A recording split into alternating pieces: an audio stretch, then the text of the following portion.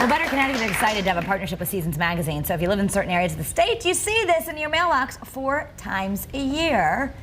And today we're talking about autism. And joining us now is Lynn Ricci, the Senior Vice President and Chief Operating Officer at the Hospital for Special Care in New Britain. Thanks for being here. Thanks for having me. Autism, big, big, big. So, I mean, within the last 10 years, it's really pretty much what everybody's talking about with children these days. It absolutely is. It's really epidemic at this point. The numbers most recently are 1 in 68 children are diagnosed.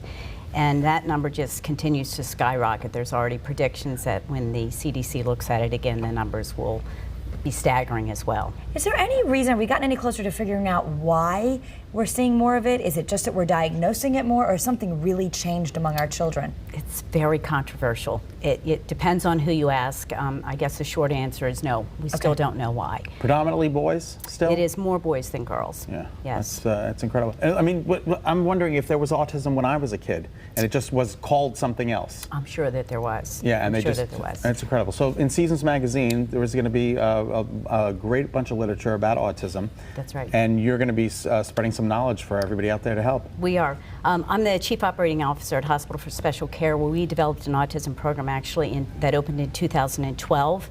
And so the Seasons Magazine is going to tell a story a little bit about what we do, who we serve, and how our services are growing to meet some of the need. Now, specifically, what has Connecticut done to address the issue? Are we better than other states? I think we're improving. A lot has been done in the last couple of years. There was actually a feasibility study that looked at what the needs were with autism, where the gaps were.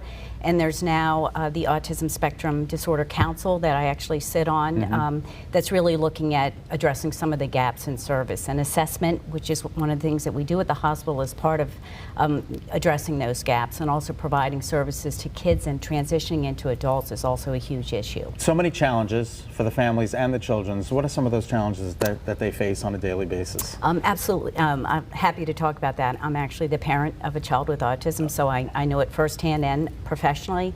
And just planning is very difficult. Knowing what the future holds is not always easy to address. So families face challenges in accessing service, even beginning with a diagnosis, and then working with school systems and different support services to put a plan together. Many times services are not paid for by insurance companies. If you work, for example, for a company who is self-insured, they may not cover the services there. Okay. So it's really can be significant out-of-pocket cost. In fact, the cost of care for an individual with autism across their lifetime has been, literature would say, anywhere from $2.4 million to $3 million over the lifetime of an individual. Wow. So staggering. That is staggering. That's really incredible. And now, of course, your hospital has really embraced the autism population, which is terrific. So there is a place to go here. I mean, there's several places to go, but the Hospital for Special Care is really one of them. It is, and it's what we do there. We've taken on lots of difficult disease processes or challenges like ALS and brain injury,